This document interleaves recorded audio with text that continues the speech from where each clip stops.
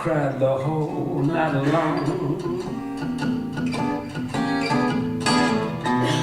Didn't miss my baby till she had gone.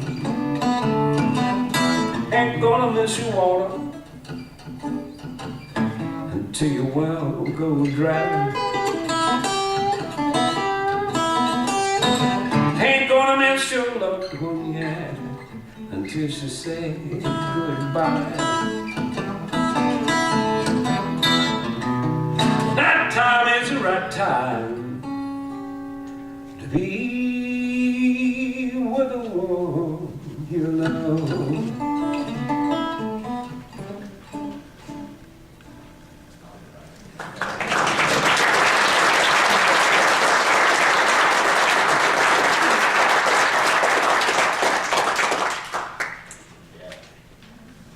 Should I say a few words? Well, it changes, you know. I mean, even the African American music was really quite dynamic for some very good reasons. The slavery and all the other slave societies, contemporaries of the United States, there were 14 altogether in the Western Hemisphere, used the older method of domination and alienation, which certainly included starvation. The Portuguese had rediscovered slavery at the time of the Renaissance, and because what had happened is during the Middle Ages, serfdom replaced slavery, and there were no more slave markets in Western Europe. The Portuguese discovered the caravel, invented it, started sailing around, and discovered there were slave markets already active on the west coast of Africa, trading across the Sahara with the Arabs. And in fact, probably 5 to 10 million sub-Saharan Africans were traded as slaves that way, walking across the Sahara Desert. I can't talk too much, okay? So I'll be good. But I'm sorry, is this the bulk of my talk now? Okay. They wanted to find the most profitable form of slavery. Okay?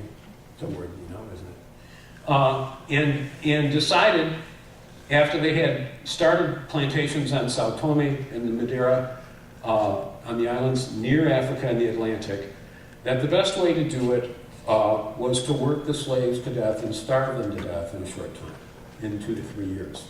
The Pope had given the Portuguese a monopoly on the African coast in the Treaty of Tordesillas, and they had the greatest access to Africans. That pattern, because the Portuguese had also discovered sugarcane, they started growing sugarcane on Atlantic islands with African slaves. This was around 1460, long before Columbus. That pattern was going to remain to be the future of the European nations for the next 300 years. And it would end up being Africans, although in 1460 they didn't know it, because the Africans were the most resistant to tropical diseases. The bite of Benin, that bend in the African coast, was known as the white man's graveyard, because between 65 and 80% of white people died within a year of being there. In fact, Philip Curtin, the great epidemiologist, says that that's too conservative a number. He said it was 16 to 20% a month that the white people died in Africa. They couldn't have plantations there. That's why they didn't send their wives in. That's why they had to deal with the African kings and have slave forts all the way down the African coast. At the same time, in North America and South America, the Native Americans died from the diseases the Europeans and then the African slaves brought, and they were decimated. Mexico went from about 25 million Native Americans to less than 1 million within about 15 years. The next best combination as far as the Europeans were concerned, if they're going to make money on this whole thing, was African slaves in the Western Hemisphere. What do I include and what do I leave out? The only place that was different was the United States. Slaves cost 4 times as much, so they couldn't use starvation. And in fact, the Americans tried to breed slaves. Now, the reason the Portuguese used starvation was to dominate the slave. So the slave wouldn't run away, wouldn't beat up the slave master, that sort of thing. When the Americans fed their slaves, then they encountered all the problems the Portuguese had tried to avoid. Children, which the Portuguese considered completely unprofitable. Old people, which the Portuguese considered completely unprofitable. And fugitive slaves. There was very few fugitive slaves in the other countries. The United States was torn apart by fugitive slaves. The Civil War, that was certainly one of the major causes of it. But what also happened was the slaves lived longer, they lived a more normal human life cycle, and they had children. And they had lots of children. A good example of how the difference was, the British in Jamaica imported 800,000 Africans to Jamaica.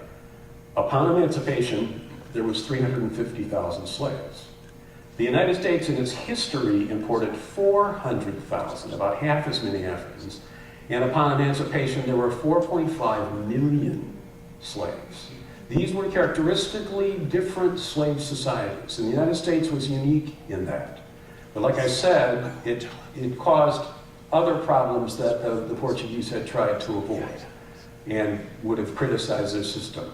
I don't know how profitability compared between Brazilian, which was the largest of the Portuguese slave societies, and American slavery.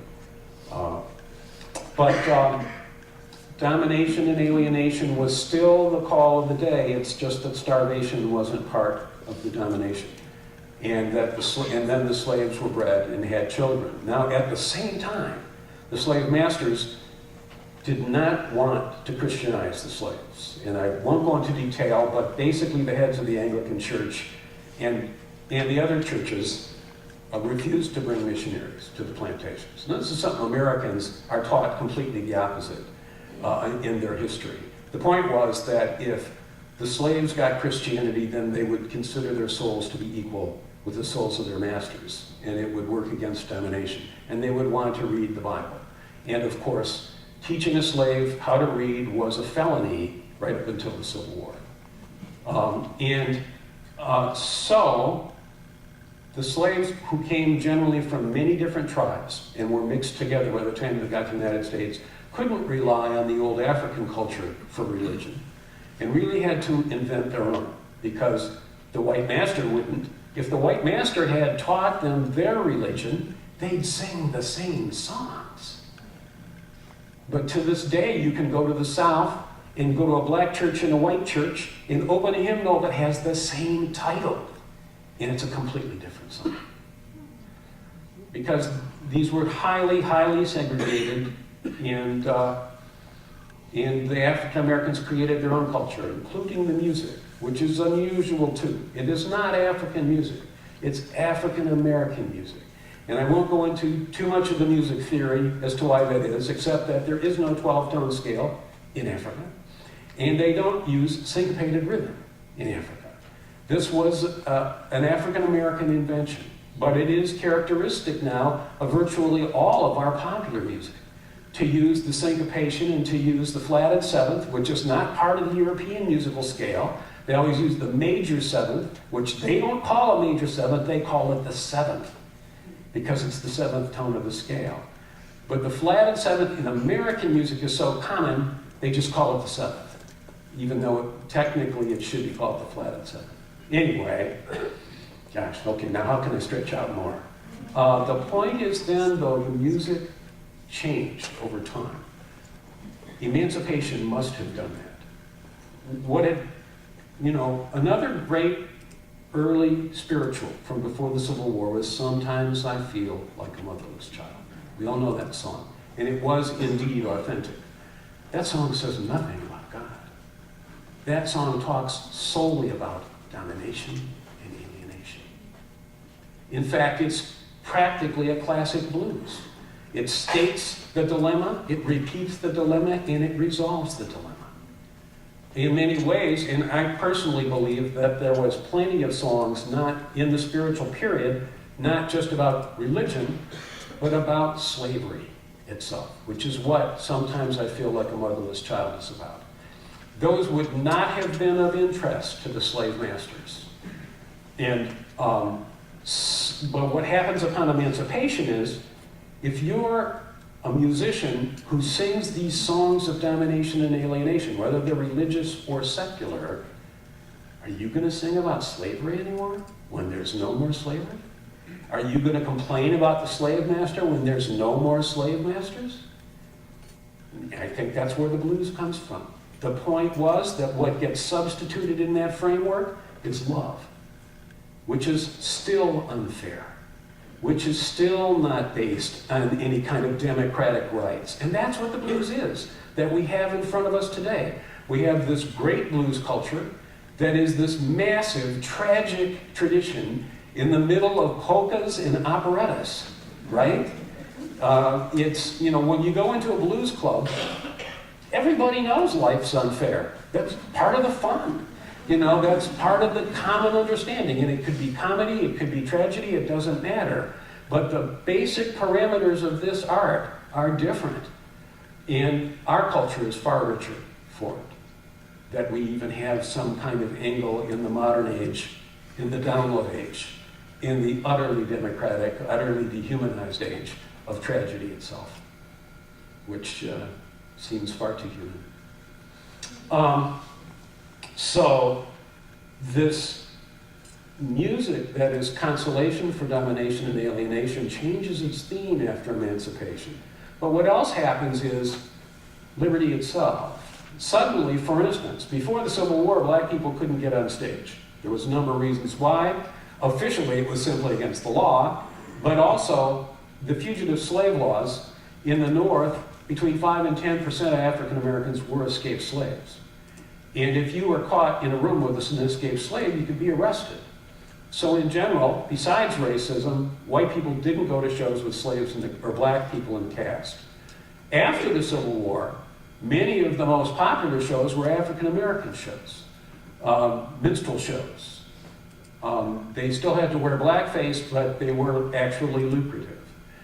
That music was happy music. That was the simple syncopation that, even by that time, 1865, all Americans were familiar with, from the minstrel show itself, which had been all white people in blackface. Now it was everybody in blackface.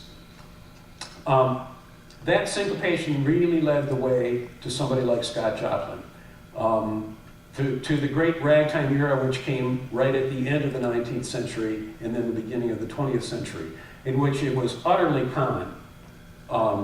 It was a piano music, but there was thousands and thousands of piano players throughout this country, professionals who played in all the local saloons and hotels. It was very common to simply improvise on that syncopation. The improvised lines were very short, but it was a much different kind of music than the music of domination and alienation. And I'm sure you've all heard ragtime music, most of which was a saloon music, most of which was, if it had lyrics, was pretty bawdy or funny or that sort of thing. And I know a few of those, but we'll forego that for right now. But it could lead to somebody like Joplin or Joe Lamb, or I can name a number of them that were actually very artistic in their interpretation of ragtime. I mean, Joplin himself died penniless in an insane asylum at an early age, but his concept of ragtime was classic ragtime, which was that it could be the counterpart of Chopin and Liszt from the United States. And today, his music is played on the fine arts stations right along with Chopin and Liszt. So, you know, maybe he had something there. But then, what you got, should I play something? Can I do that? Was, John Philip Sousa loved Joplin. In Sousa's bands, who played all over the United States, that's the U.S. Marine Band, by the way, Sousa's band really helped popularize Joplin's music all over the United States. Now, when you give ragtime music to marching band instruments, they don't have to play the big tenths the piano players have to play. They don't have to play all the chords and worry about the clash of the diminished and the augmented or that kind of stuff. They can just play a single note. And if the improvisation is going to happen, which invariably it must in ragtime music. It's much easier to do on a single note instrument. The thing was that those improvisations remained short. They remained 1 measure, maybe 2 measures long. That's 4 beats or 8 beats, not very long, kind of like a little decoration, until Louis Armstrong came along. And Armstrong really transformed the music. You know, in the West End Blues that he recorded in 1927, the whole first 32 bars is an improvisation. This threw down the gauntlet to anybody else who had a conception of jazz, of what a jazz solo was. And we got many great geniuses that answered. They picked up that gauntlet and came up with their own voice in jazz too. And then, you know, there's lots of those recordings around. This is a tune Louis Armstrong would do almost every night. Should I explain it or should I just play it? Okay. You know it.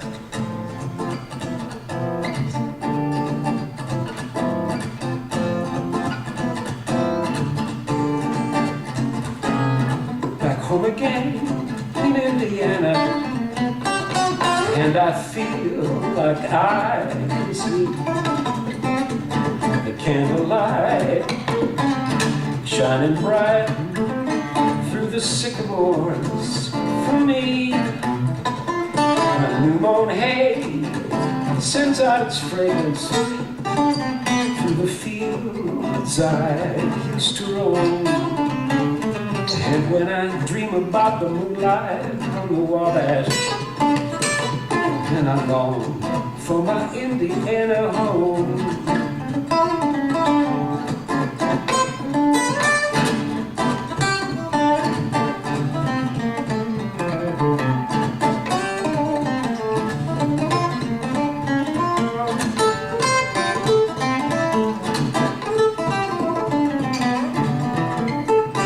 The new mown hay sends out its fragrance through the fields I used to roam.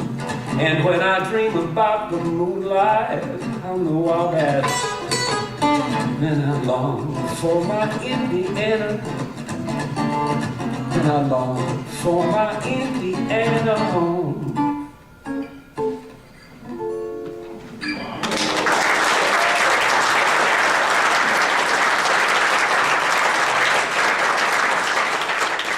Don't get me started. Shall I finish? Okay. This is fine. This is perfect.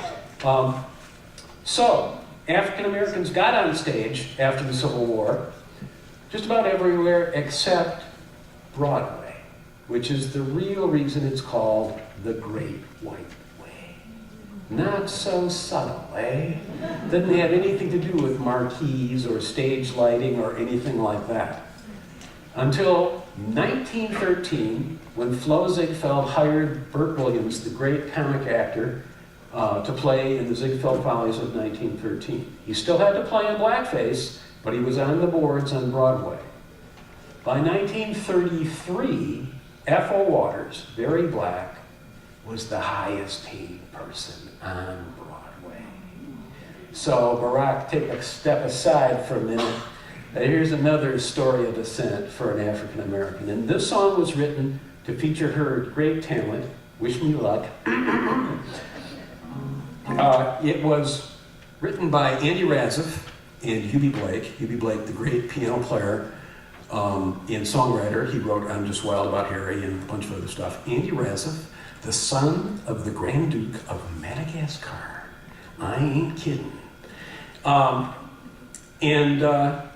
Well, I will finish singing with this one, I guess. Why can't I forget like I should? Heaven knows I would if I could. But I just can't keep you off my mind.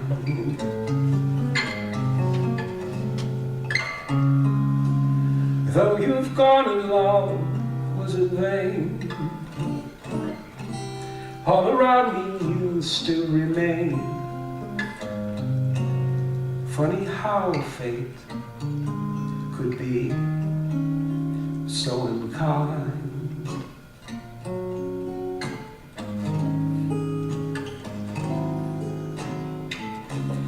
Waking skies at sunrise, every sunset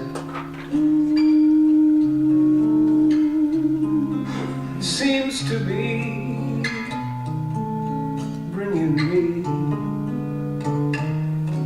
memories of you. Here and there,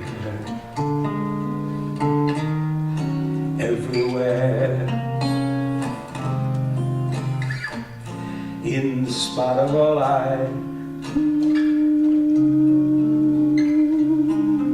and they all just recall memories of you. How I wish I could forget those happy yesteryears that have left a rosary of tears.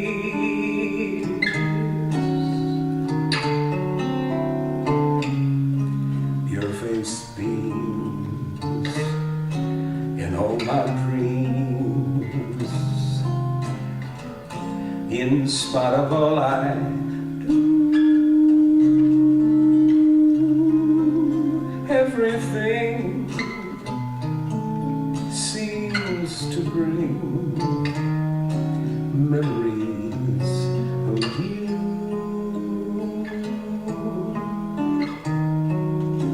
Memories of you.